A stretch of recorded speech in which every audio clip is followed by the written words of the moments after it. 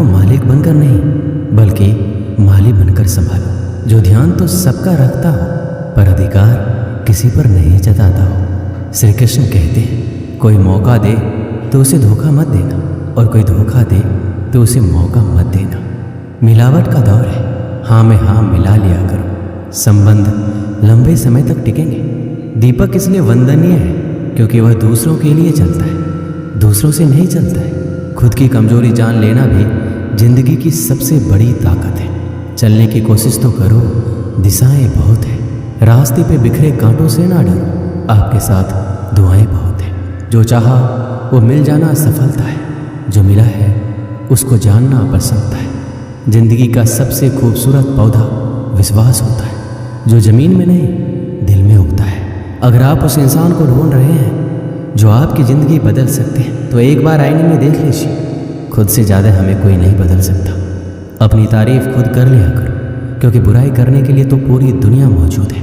क्रोध एक ऐसा तेजाब है जो जिस चीज़ पर भी डाला जाता है उससे ज़्यादा उस पात्र को नुकसान पहुंचाता है जिसमें वो रखा जाता है। बहुत मुश्किल नहीं है ज़िंदगी की सच्चाई समझना। जिस तराजू में दूसरों को तौलते हो कभी उस पर खुद बैठ कर देखना। जलो वहाँ जहाँ ज़रूरत हो। उजालों में चिरागों के मायने नहीं होते।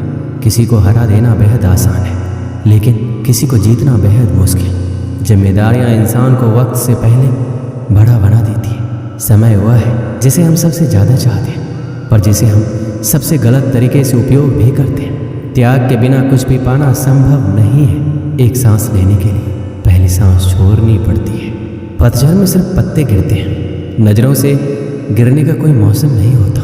जिसे खुद की गलती नज़र नहीं आती उस इंसान से दूरी बना लेना ही बेहतर होता है। जिनका दिल साफ होता है दुनिया गलत साबित उन्हीं को करने में लग जाती है। जीवन में सबसे अच्छा सबक आप ये सीख सकते हैं कि कैसे शांत रहना है। यदि आप अपने सपने को पाने की हिम्मत रखते हो तो आपका हर सपना सच हो सकता है। समस्याएं देखकर जीवन में कभी हार मत मानो। क्या पता इसी समस्या के अंदर तुम्हारी एक बड़ी सुबह छुपी हो। अगर कष्ट बड़ा है तो कामयाबी भी बड़ी ही मिलेगी। भीतर क्षमा हो क्षमा निकलेगी, भीतर क्रोध हो क्रोध निकलेगा, भीतर प्रार्थना हो तो प्रार्थना निकलेगी, नफरत हो तो नफरत। इसलिए जब भी कुछ बाहर निकले तो दूसरों को दोषी मत ठहराना। आशा और विश्वास कभी गलत नहीं होती, बस ये हम पर निर्भर करता है कि हमने किससे आशा और किस पर विश्वास करना है।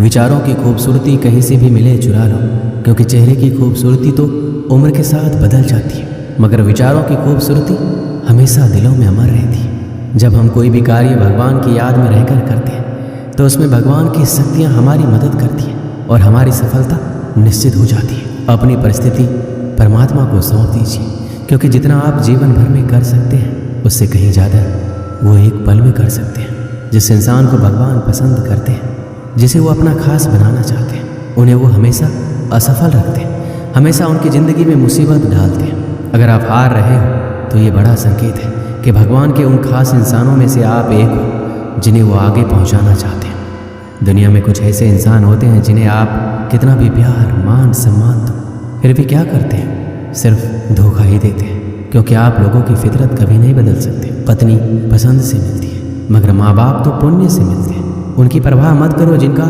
विश्वास वक्त के साथ बदल जाए, परवाह सदा उनकी करो जिनका विश्वास आप पर तब भी बना रहे जब आपका वक्त बदल जाए।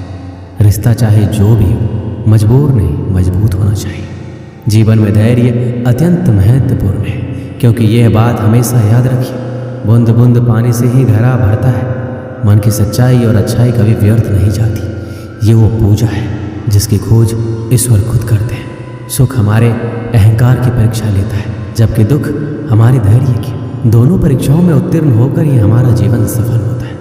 प्यार और सम्मान दो ऐसे उपहार हैं, अगर आप सभी को देने लग जाओ तो बेजुबान भी छूट जाते हैं। जिस दिन तुम्हें अपना मूल्य पता लग गया उस दिन के बाद तुम किसी के द्वारा की गई निंदा या प्रशंसा से कोई फर्क नहीं पड़ेगा। संपूर्ण संसार में दुख से बड़ा कोई मित्र नहीं, क्योंकि दुख ही है जो इंसान को ईश्वर की याद दिलाता है। अच्छे व्यक्ति को समझने के लिए अच्छा हृदय चाहिए, ना कि अच्छा दिमाग, क्योंकि दिमाग हमेशा तर्क करेगा और हृदय हमेशा प्रेम भाव देखेगा। सत्य केवल उन लोगों के लिए कड़वा होता है जो लोग झूठ बोलने के आदी हो चुके हैं। हर अनुभव कुछ ना कुछ सिखाता है, इसलिए हर अनुभव महत्वपूर्ण है। हम अपनी गलतियों से भी सीख सकते हैं। पेट में गया हुआ विष केवल एक मनुष्य को मारता है, परंतु कान में गया हुआ विष कई संबंधों को मार देता है। अपनी नज़र हमेशा उस चीज़ पर रखो जिसे तुम पाना चाहते हो, उस पर नहीं जिसे तुम खो चुके हो। इंसान की आदत है, नहीं मिला तो सब्र नहीं करता, और मिल जाए तो कदर नहीं करता। जिंदगी में सब लोग दोस्त या रिश्तेदार बनकर नहीं आते, कुछ लोग सबक बनकर भी आते हैं। पीठ हमेशा मजबूत रखनी चाहिए, क्योंकि शाबाशी और धोखा दोनों ही पीछे से मिलते हैं। कुछ लोग आपसे इसलिए भी नफरत करने लग जाते हैं क्योंकि आपकी सही बातें उन्हें कड़वी लग जाती हैं। जो साथ रहकर भी किसी के हो, वो दूर रहे तो ही अच्छा है। किस्मत सिर्फ मेहनत से बदलती है, बैठकर सोचते रहने से नहीं। सिर्फ उसी के सामने झुको, वो किसी के सामने तुम्हें झुकने नहीं देगा। श्री कृष्ण कहते हैं, करने दो जो आपकी बुराई करते हैं। ऐसी छोटी छोटी बातें तो सिर्फ छोटे लोग ही करते हैं। सिर्फ धोखा देना ही धोखा नहीं होता, लेकिन किसी के साथ अपनेपन का नाटक करना, ये बहुत ही बड़ा धोखा होता है। जो आपकी सही बातों का भी गलत मतलब निकालते हैं, उनको सफाई देने में अपना वक्त बर्बाद मत करो। एक दिन शिकायत आपको वक्त से नहीं बल्कि खुद से होगी कि एक खूबसूरत जिंदगी आपके सामने थी और आप दुनियादारी में उलझे रहे। एक बार माफ़ करके अच्छे बन जाओ, परंतु दोबारा उस इंसान पर भरोसा करके बेवकूफ़ मत बनो। अपने तो वो होते हैं जिन्हें आपके दर्द का एहसास हो, वरना हाल चाल तो रोड पर आते जाते लोग भी पूछ लेते। मेहनत का फल और समस्याओं का हल देरी से ही सही पर मिलता जरूर है। जब आप दूसरों का अच्छा चाहते हैं तो वही चीज़ें आपके जीवन में वापस आती हैं। यही प्रकृति का नियम है। टूटी हुई चीज़ें सबसे ज़्यादा तकलीफ देती है, जैसे भरोसा, दिल, नींद और सबसे अधिक उम्मीद। बस तुम खुद से मत हारना, बाकी सब श्री कृष्ण देख लेंगे। जो इंसान अच्छे विचारों और अच्छे संस्कारों को पकड़ लेता है, उनके हाथ में मानव पकड़ने की जरूरत नहीं पड़ती। वक्त जब न्याय करता है तो गवाहों की जरूरत नहीं पड़ती। माफ़ी मांगने वाले हमेशा गलत नहीं होते। कुछ लोग झुक जाते हैं, पता है क्यों? रिश्तों को बचाने के लिए। इच्छा पूरी नहीं होगी तो क्रोध बढ़ेगा, और पूरी होने पर लोभ। इसलिए जीवन में हर परिस्थिति में धैर्य बनाए रखना ही श्रेष्ठ है। कई वर्षों पहले एक राज्य में मिदास नाम का एक लोभी राजा राज्य करता था। उसकी एक बहुत ही सुंदर पुत्री थी जिसका नाम सुनैना था। मिदास अपनी पुत्री से बेहद प्रेम करता था, किंतु उससे कहीं अधिक उसे सोने से प्रेम था। उसके खजाने में सोने का भंडार था। उतना सोना दुनिया में किसी भी राजा के खजाने में नहीं था। इसके बाद भी खजाने में जितना सोना बढ़ता, राजा मिदास की लालसा उतनी ही बढ़ती जाती।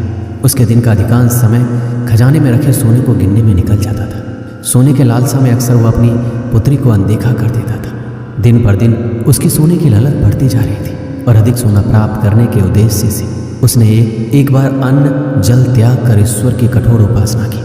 उसकी उपासना से प्रसन्न होकर ईश्वर ने उसे दर्शन दिए और मनचाहा वरदान मांगने को कहा। मिदास बोला, हे ईश्वर, मुझे वरदान दीजिए कि मैं जिस भी वस्तु को छूं वो सोना ही बन जाए। ईश्वर मिदास की लालसा समझ रहे थे। वरदान देने के पूर्व उन्होंने पूछा, राजन, क्या ये वरदान मांगने के पूर्व तुमने अच्छी तरह विचार कर लिया है? हे ईश्वर, मैं इस विश्व का सबसे धनी राजा बनना चाहता हूँ। मैंने अच्छी तरह से सोच लिया है, मुझे यही वरदान चाहिए। कृपया मुझे ये वरदान प्रदान कीजिए। तथास्तु, मैं तुम्हें वरदान देता हूँ कि कल सूर्य की पहली किरण के साथ तुम जिस भी वस्तु को छुओगे वो सोने की बन जाएगी। आशीर्वाद देने के उपरांत ईश्वर अंतर्ध्यान हो गए। राजा मिदास ये वरदान पाकर खुशी से फूला नहीं समाया। दूसरे दिन सोकर उठने के उपरांत अपनी शक्ति परखने के लिए उसने अपने पलंग को छूकर देखा। वह पलंग सोने का बन गया। मिदास बहुत खुश हुआ। दिन भर वह सुध बुध खोकर अपने महल की हर चीज़ों को सोने में परिवर्तित करने में लगा रहा। उसे भोजन तक का होश न आ रहा। शाम तक वह थक कर चूर हो गया था। उसे जोरों की भूख लग गई थी। उसने अपने सेवकों को भोजन परोसने के लिए कहा। भोजन परोसा गया, किंतु ये क्या, जैसे ही उसने भोजन को हाथ लगाया वो सोने में परिवर्तित हो गया। अब सोने को तो खाया नहीं जा सकता था। भूख से बेहाल राजा मिदास ने फल खाकर भूख मिटानी चाहिए, किंतु उसके छूते ही वो भी सोने में परिवर्तित हो गया। वह गुस्से से तिलमिला उठा और उठकर बाहर चला गया। बाहर टहलते हुए अपने महल के उद्यान में पहुंचा। वहां उसने देखा कि उसकी नन्ही पुत्री सुनैना खेल रही है। उसका सुंदर मुख देख राजा के मन में प्रेम उमड़ आया। कुछ क्षणों के लिए वह अपनी भूख भूल गया। जब सुनैना ने अपने पिता को देखा तो उसके पास दौड़ी चली आई और प्रेम पूर्वक उससे लिपट गई। राजा मिदास ने प्रेम जताते हुए उसके सिर पर हाथ फेरा और तुरंत ही वह सोने में परिवर्तित हो गई। अपनी नन्ही पुत्री को सोने का बना देख वह दुखी हो गया और रोने लगा। उसने पुनः ईश्वर से प्रार्थना की, प्रार्थना सुनकर ईश्वर प्रकट हुए और उसने पूछा, राजन क्या हुआ, अब तुम्हें क्या वरदान चाहिए? मिदास रो रो कर कहने लगा, हे ईश्वर मुझे क्षमा करें, सोने की लालसा में मेरी बुद्धि भ्रष्ट हो गई थी। मैं ये वरदान मांग बैठा था, किंतु अपनी पुत्री को खोने के बाद अब मेरी आंखें खुल गई है। मुझे समझ आ गया है कि हर वस्तु अमूल्य है और उन सब में सबसे अमूल्य है मेरी पुत्री। भगवान कृपया ये वरदान वापस ले लीजिए, मेरी पुत्री मुझे लौटा दीजिए। मैं सोने की लालसा त्याग दूंगा और अपना कोषागार निर्धनों और जरूरतमंदों के लिए खोल दूंगा। ईश्वर ने जब उसके पछतावे के आंसू देखे तो अपना वरदान वापस ले लिया। दूसरे दिन सूर्य की पहली किरण के साथ सारी वस्तुएं अपने वास्तविक रूप में आने लगी। राजा मिदास की पुत्री भी अपने वास्तविक रूप में आ गई। उसने अपने वचन के अनुसार अपना कोषागार निर्धनों और जरूरतमंदों के लिए खोल दिया। उसका लोभ खत्म हो चुका था, वो एक संतुष्ट जीवन व्यतीत करने लगा। इस कहानी से हमें क्या सीख मिलती है? धन महत्वपूर्ण अवश्य है, किंतु सर्वस्व नहीं। प्रेम, खुशी, संतुष्टि कभी भी धन से खरीदी नहीं जा सकती, इसलिए लोभ ना करें। लोभ का परिणाम हमेशा बुरा ही होता है। दोस्तों इस वीडियो में बस इतना ही।